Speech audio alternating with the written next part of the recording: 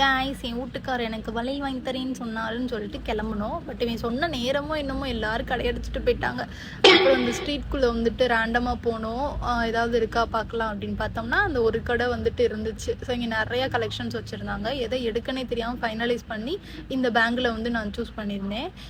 இன்பிட்வீனில் பொன் வளையல் போட்டுட்டு கார்னர்ஸில் இதை மேட்ச் பண்ணிக்கலான்னு வாங்கியிருந்தேன். பட் ரொம்ப அழகாக இருக்குல்ல.